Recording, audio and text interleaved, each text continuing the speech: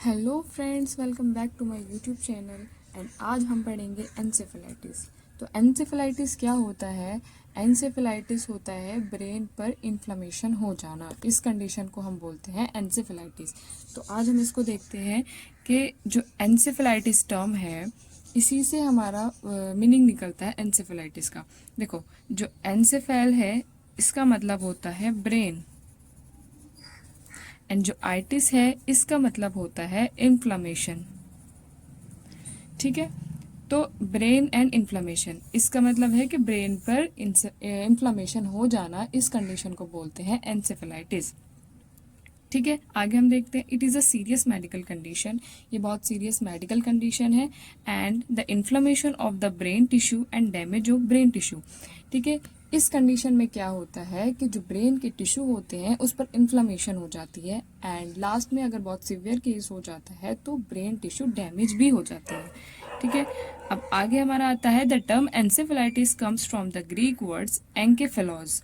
जो हमारा encephalitis term है वो एक ग्रीक वर्ड से लिया गया है, जिसका जो एंकेफेलोस था, जिसका मीनिंग था ब्रेन एंड आइटिस, ब्रेन पर इन्फ्लेमेशन हो जाना। ठीक है, उसके आगे हम पढ़ते हैं इसके रिस्क फैक्टर, जिसमें हमारा आता है encephalitis affect people of all ages but certain group such age young children, elderly, old age and individual with weak in immune system. इसमें क्या आता है कि जो एनसेफेलाइटिस है वो वैसे तो हर एज को इफ़ेक्ट कर देता है, किसी भी एज को इफ़ेक्ट कर देता है, चिल्ड्रंस हों, एल्डर्स हों, ओल्ड एजेस हों, कोई भी हो, लेकिन ये सबसे ज़्यादा उनको ज़्यादा इफ़ेक्ट करता है जिनकी इम्यूनिटी वीक होती है। ठीक है, अब इसके बाद आते हैं हमारे एनसेफेलाइटिस के टाइप्स। तो इसके टाइप्स क्या होते हैं? इसके दो टाइप्स होते हैं। फर्स्ट है प्राइमरी एनसेफेलाइटिस, सेकेंडरी एनसेफेलाइटिस। ठीक है, अब प्राइमरी एनसेफेलाइटिस में हम क्या देखते हैं कि प्राइमरी एनसेफेलाइटिस में जो इन्फेक्शन होता है वो डायरेक्ट इफेक्ट करता है ब्रेन एंड स्पाइनल कॉर्ड को।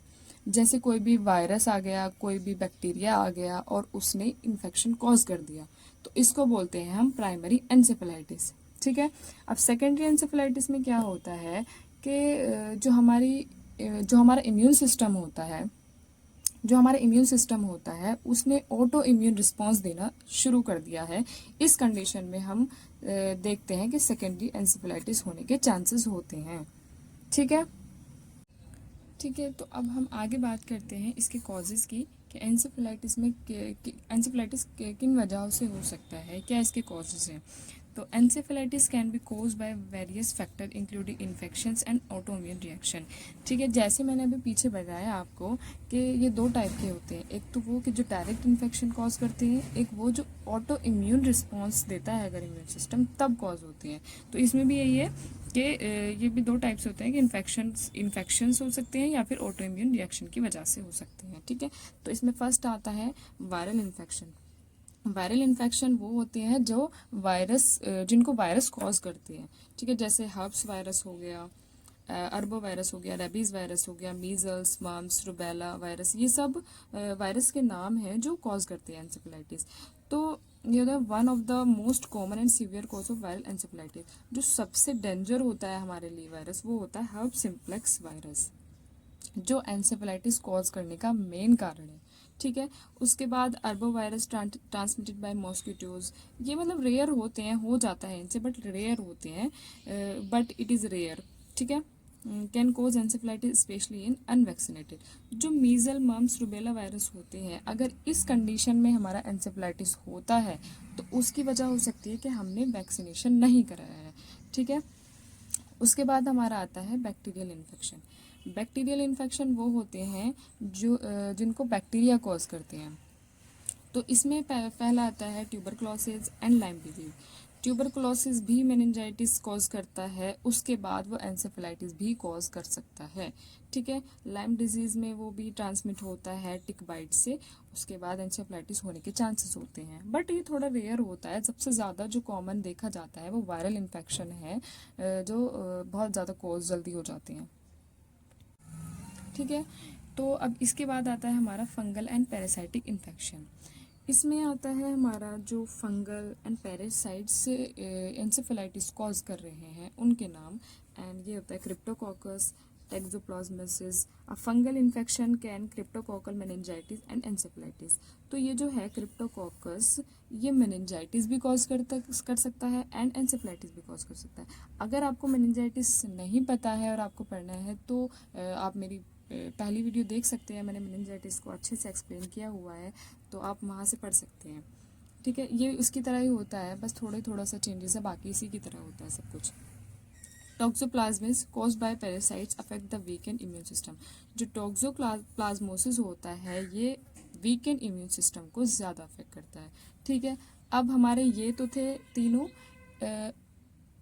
ये थे तीनों हमारे इन्फेक्शंस के एग्जाम्पल, और ये जो हमारा आएगा ऑटो इम्यून रिस्पॉन्स का एग्जाम्पल।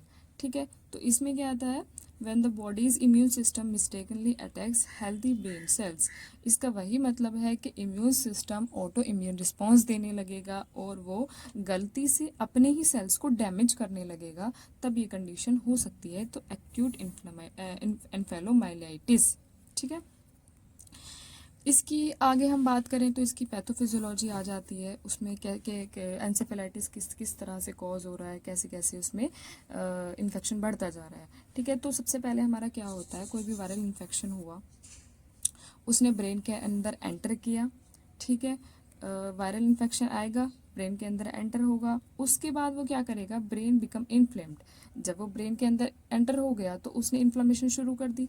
अब brain become inflamed, brain inflammation शुरू कर देगा क्योंकि उसके जो इन्फ्लामेटरी मीडिएटर्स हैं वो उसको रोक देता है। ठीक है, लिम्फोसाइट्स इनफिल्ट्रेशन, लिम्फोसाइट्स का इनफिल्ट्रेशन हो जाएगा क्योंकि इन्फ्लामेटरी मीडिएटर्स रुक गए हैं। ठीक है, damage brain tissue and meninges, उसके बाद ब्रेन टिश्यू डैमेज होने लगेंगे, मेनिंजेस भी डैमेज होने लगेगी। ठीक है, result cerebral oedema, cerebral oedema होने लगेगा, मतलब स्वेलिंग होने लगेगी बहुत ज़्यादा सेरेब्रम में। ठीक है, degenerate brain cells, brain cells जो है हमारी वो डिजनरेट होने लगेंगी, और wide spread of nerve cells destruction, और ये सब जगह सारी नर्व सेल्स पर वाइड स्प्रेड होने लगेगा और उनका डिस्ट्रक्शन करने लगेगा। ठीक है, उसके बाद क्या होता है, लास्ट में आके ब्रेन डेथ हो जाती है। आगे हमारा क्या, हम बात करते हैं इसके सिम्टम्स की कि एंसेफेलाइटिस के सिम्टम्स क्या होते हैं। ठीक है, the symptoms of encephalitis can range from mild to severe and can develop rapidly. जो एंसेफेलाइटिस होता है वो पहले माइल्ड होता है, उसके बाद देन सीवियर हो जाता है, लेकिन ये बहुत जल्दी होता है। ऐसा नहीं है कि मतलब बहुत टाइम लग रहा है, थोड़े दिन बाद ये सीवियर होगा, ऐसा नहीं है, बहुत जल्दी सीवियर हो जाता है। तो इसके early symptoms often resemble the flu and may include, इसके जो स्टार्टिंग के सिम्टम्स होते हैं वो फ्लू जैसे होते हैं कि फ्लू हुआ है, लेकिन एकदम से ये बहुत ज़्यादा सीवियर हो जाता है, तब पता चलता है कि एंसेफेलाइटिस हो गया है। तो इसके सिम्टम्स क्या होते हैं, मेन फीवर हो जाना, सीवियर हेडेक, बहुत ज़्यादा हेडेक हो रहा है, नोजिया एंड वॉमिटिंग हो सकती है, स्टिफ नेक हो सकती है। इसके सिम्टम्स सेम मतलब कुछ ऐसे ही हैं जैसे मेनिंजाइटिस के थे। ठीक है, कन्फ्यूजन हो सकती है, हेलोजिनेशन, मतलब वो खुद ही इमेजिनेशन करता रहेगा चीज़ों का, खुद ही इमेज बनाता रहेगा, हेलोजिनेशन का मतलब होता है। फोटोफोबिया, फोटोफोबिया मतलब उसको लाइट से एलर्जी होने लगेगी, उसको लाइट से उसको सर में दर्द होने लगेगा। ठीक है, अनकॉन्शियस मतलब उसको वो कॉन्शियस नहीं रहेगा किसी भी चीज़ के लिए अपनी। ठीक है, मसल वीकनेस और पैरालिसिस, मसल वीकनेस हो सकती है, और अगर बहुत ज़्यादा सीवियर हो गया है तो पैरालिसिस भी हो सकती है। ठीक है, प्रॉब्लम्स स्पीच एंड हियरिंग, उसको क्योंकि ब्रेन पर इफ़ेक्ट हुआ है तो ब्रोकाज एरिया इफ़ेक्ट हो सकता है उसका, जिसकी वजह से स्पीच में प्रॉब्लम हो सकती है, हियरिंग में प्रॉब्लम हो सकती है। अगर ब्रेन का कोई और पार्ट्स इफ़ेक्ट हुआ है तो इन दोनों में भी प्रॉब्लम हो सकती है। उसके बाद इसकी बात करें हम इसकी कॉम्प्लिकेशंस की, तो कॉम्प्लिकेशंस में हमारा क्या आता है, loss of memory, memory loss हो सकती है, बिहेवियरल चेंजेस, बिहेवियर में उसके चेंजेस आ सकते हैं, एपिलेप्सी हो सकती है एंड फिजिकल वीकनेस देखी जा सकती है, क्योंकि हमने ऊपर भी पढ़ा है मसल वीकनेस एंड पैरालिसिस, तो वो फिजिकल वीकनेस में ही आ जाती हैं। और विजन प्रॉब्लम्स हो सकती हैं, उसको देखने में दिक्कत हो सकती है, उसको सुनने में दिक्कत हो सकती है, उसको स्पीकिंग इश्यूज हो सकते हैं, जैसे मैंने भी बताया कि ब्रोकाज एरिया अगर इफेक्ट हो गया है तो उसको स्पीकिंग में प्रॉब्लम आ सकती है। उसके बाद डेथ हो सकती है, अगर उसके ब्रेन की डेथ हो चुकी है तो फिर वो तो नहीं रहेगा ना लाइव, तो उसकी भी डेथ हो जाएगी। तो उसके बाद हम इसका डायग्नोज देख सकते हैं कि हम किस तरह से एंसेफेलाइटिस का डायग्नोज कर सकते हैं कि एंसेफेलाइटिस हुआ है या फिर कोई और कंडीशन है।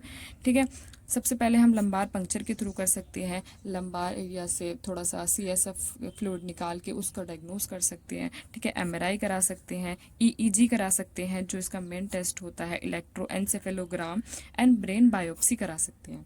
ठीक है, अब आते हैं इसके मैनेजमेंट कि इसका मैनेजमेंट क्या होता है, कैसे इसको रोका जा सकता है। तो उसमें आता है anti inflammatory drugs, anti viral medications and antibiotics and anti seizures.